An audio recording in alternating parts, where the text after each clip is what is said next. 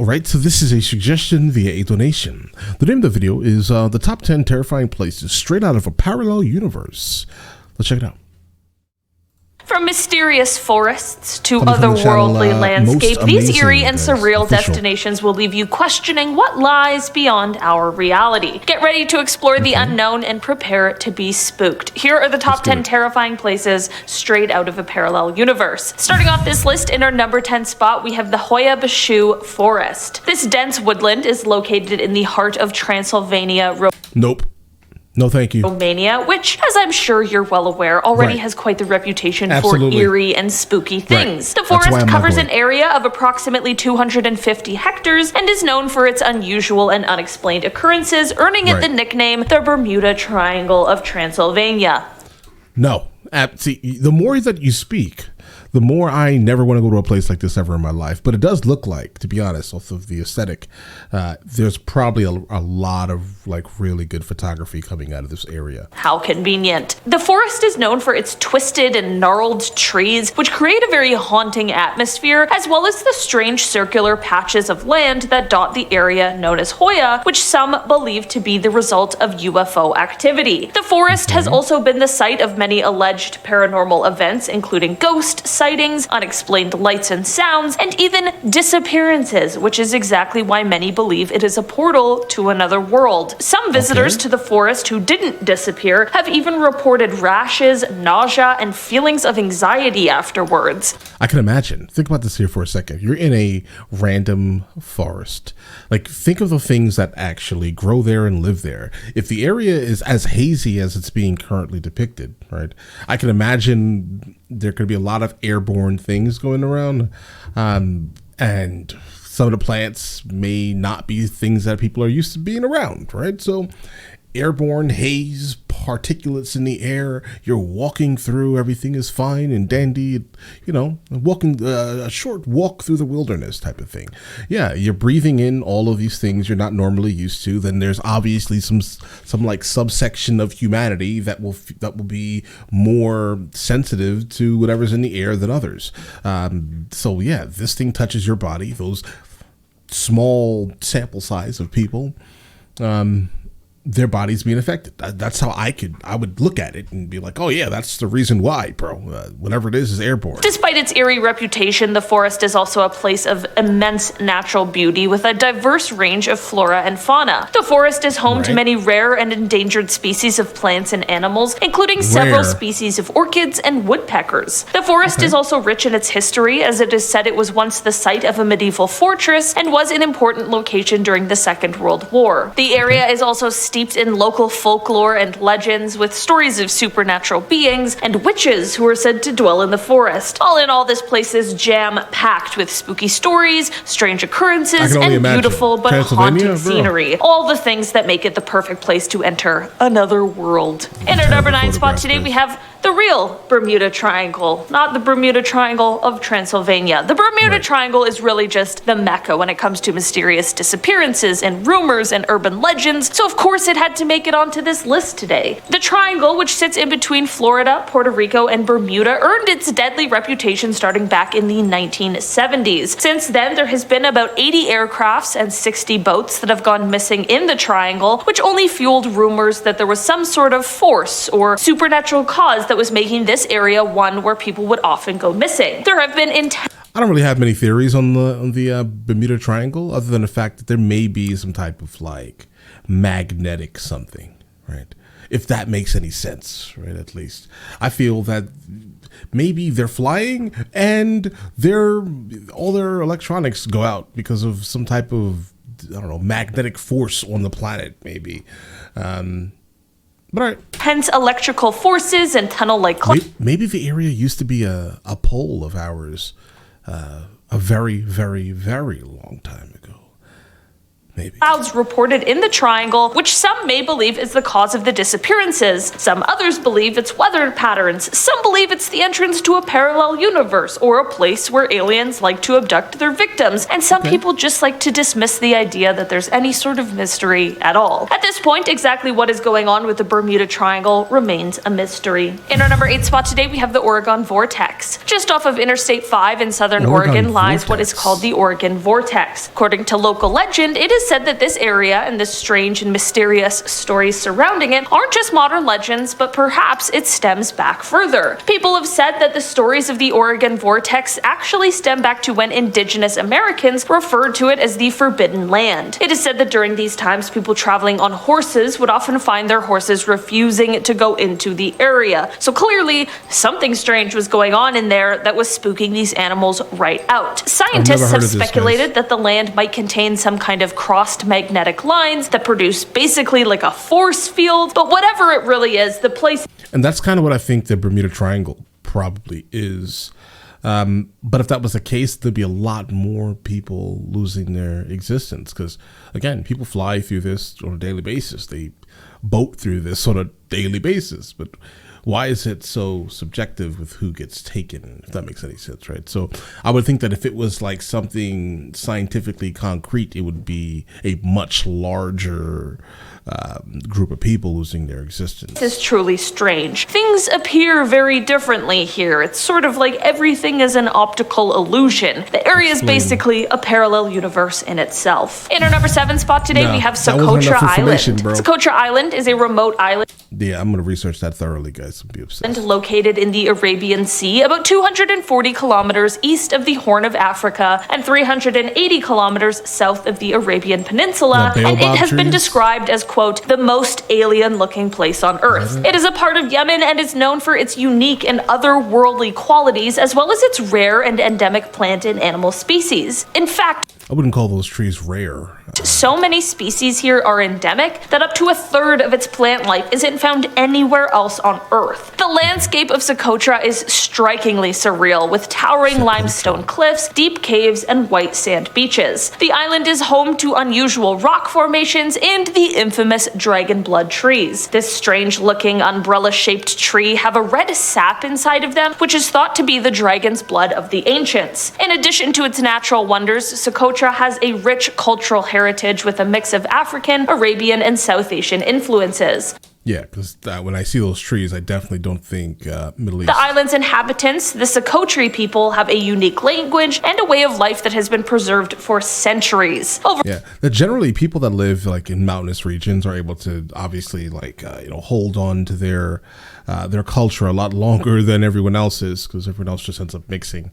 But the people of basically any mountain range that has been around for a really long time, they're definitely going to hold on to their culture. Overall, this island is just truly otherworldly, and it offers a glimpse into a world unlike any other, with the island's landscape being compared to that of a science fiction movie set. In our number 6 spot today, we have Salar de Uni. Salar de Uni is the world's largest salt flat, located in the southwest of Bolivia, near the crest of the Andes. The area spans over 10,000 square kilometers and is characterized by a stunning otherworldly landscape. This peculiar place was formed by the evaporation of a prehistoric lake, leaving behind a thick layer of salt crust that stretches as far as the eye can see. During the rainy season, the salt flat becomes a giant mirror, reflecting the sky and clouds in a breathtaking spectacle. It is truly unbelievable. It looks completely fake and is somehow super real. The unique terrain and climate of the area has also given rise to many unusual natural formations. The flat is dotted with small islands of rock and gigantic cacti, which serve as a haven for a variety of animal species. Yes, I said giant cacti. While this place is mostly devoid of life, plant or animal, that is safe for these cacti that can grow to be 12 meters or 39 feet tall. The area is also home to many active geysers and hot springs, as well as colorful lakes that are filled with flamingos during certain times of the year. In fact, in November, this place becomes a feeding ground for 3 South American species of flamingo feeding on local brine shrimps. These are the Chilean, Andean, and rare James flamingos. Okay, yeah. This may be a If you guys didn't know, I've been a professional photographer for about 18 years now, guys. I am obsessed with finding locations to travel to and photograph. I have never heard of this place. They said rainy season? Okay, let's go. Aside from its natural wonders, Salar de Uni is also rich in cultural history. The area has been inhabited. I mean, even though if that's what is to be expected from an image, I'd be disappointed. It's just extremely distracting. It's unique. It's just Inhabited by the indigenous Aymara people for thousands of years, and they have maintained their traditional way of life and culture to this day. In our number 5 spot today, we have the Challenger Deep. The Challenger Deep is the deepest known point in our ocean, around 10,900 meters deep. It is located in the Pacific Ocean in the southern part of the Mariana Trench, and because of its location, lack of light, and immense pressure, it hasn't been explored very much. The extreme environment is certainly set up for there to be a whole host of species that we know absolutely nothing about, but it is not an area that can be easily explored by humans. The Challenger Deep has only been visited 4 times and only for short periods of time, so there is so much more that is waiting to be uncovered at this deep, dark part of our ocean. And I don't know about you, but I feel like there are crazy amounts of ocean creatures that could fully be aliens. They are so strange and interesting and unique. And disgusting looking because of the amount of pressure put onto their bodies. Yeah. Who in the world knows what really lurks down there? In our number 4 spot today, we have East Scotia Ridge. In the Southern Ocean, about 2,400 meters down, you'll find this biological community or habitat that was discovered in 2012. East Scotia Ridge is a remote underwater mountain range located between South Georgia Island and the Antarctic Peninsula. The ridge is known for its unique and very mysterious geology, as well as its diverse marine life and harsh environment. It is dark down there, but it is also hot as it is being warmed by hydrothermal vents, and it can reach temperatures up to 382 degrees Celsius, which is absolutely insane. Because of this dark, hot environment, of course, we are going to find a whole bunch of new species. Humans should never go there. I don't think our bodies, but our bodies cannot handle that type of temperature. Be insane. Because of this dark, hot environment, of course, we are going to find. I think that number is so high. That's when like Celsius and Fahrenheit kind of like end up meeting each other. I know Celsius and Fahrenheit meet each other when you start getting to like negative 20 and 30 and things like that. But that number is so astronomical that. I mean, listen, I can barely handle 47 degrees Celsius. So, and that's barely, guys. So I don't think that the average human is going to be able to withstand any type of temperature or pressure. Imagine, that's hell. That's not even Earth any longer, guys. Find a whole bunch of new species that were previously unknown to us. Some of these species include a new kind of albino octopus and also albino hairy lobster that's referred to as a yeti lobster, and apparently even a crab that uses its hair to grow a bacteria that detoxifies the water. Okay? Parallel universe, that's what I'm saying. In our number 3 spot today, we have the Paris Catacombs. The catacombs in Paris are some of the most famous in the world. This is a place that holds the remains of more than 6 million people, and it's also the source of an insane amount of urban spooky legends. Yeah, and a crazy movie, bro. This ossuary was created originally in an effort to eliminate the overflowing of the city's cemeteries. To be honest, this place, after being built, was mostly forgotten, but during the 19th century, it became a novelty place for concerts and private events, which is certainly macabre. After some renovations and construction, they became open to the public in 1874, and they have been the source of much mystery ever since. These catacombs are expansive, with most of them being blocked off to the public, which begs the question, why? In 2009, there is said to have been a video camera discovered inside the catacombs with footage that showed an unidentified man dropping the camera and they made a whole movie about just that camera that was found, and the movie basically depicts everything the guy was doing, right, up until the camera was dropped. Obviously, no one really knows, but at the end of the movie or at the beginning of the movie, they showed the footage that was found. The guy was running, scared for his life for some reason.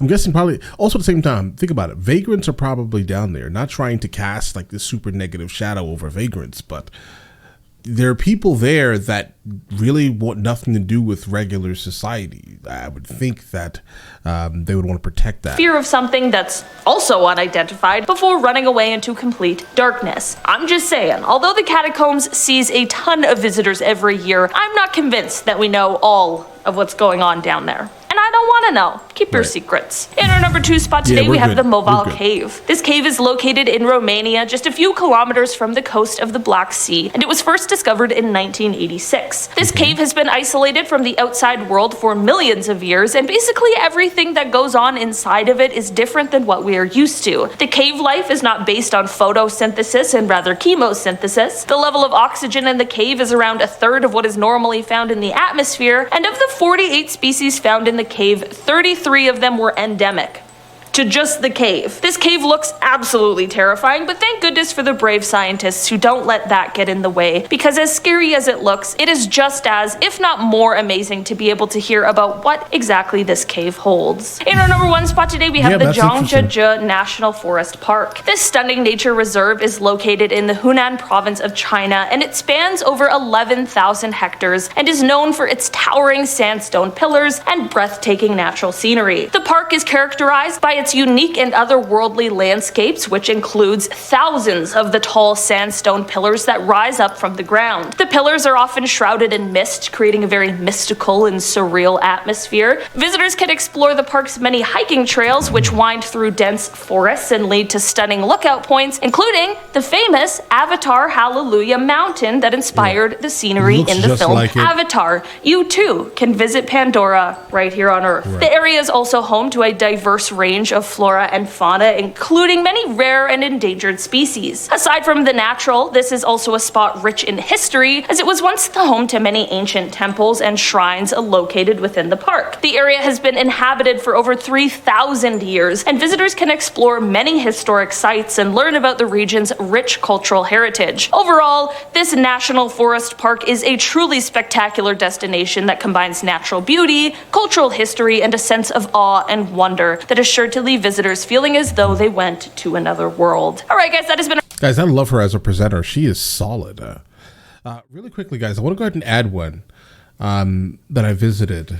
El Turcal de Antequera.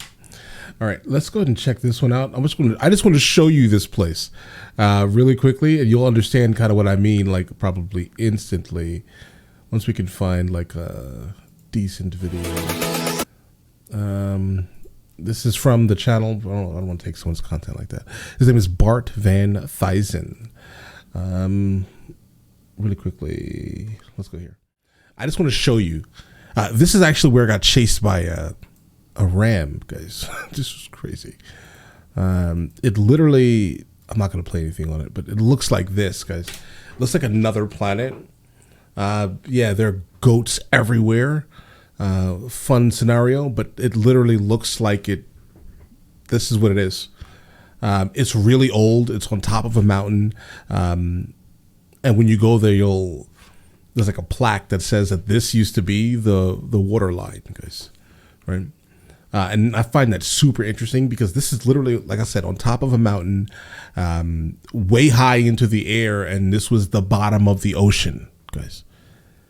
Where did all the water go? Guys, if you realize how high this was, you'll kind of understand, like, it doesn't make any sense. This is much higher than pretty much everywhere you could go in the United States of America. Maybe not as high as like the Rocky Mountains or like obviously like Denali. I'm not saying North America. Let's just say the United States of America, disregarding obviously Hawaii also. But on average, there's really not much higher than you can get. And the fact that this was actually like underwater is wild to me, guys. But all right, listen, you guys all have an absolutely amazing day. And yeah, let me know if I should be checking any more of these. And you guys all have an absolutely amazing... I just repeated myself, guys. I'm sorry. My script is just in my head. Listen, yeah, enjoy the rest of your day. I'll catch you guys later.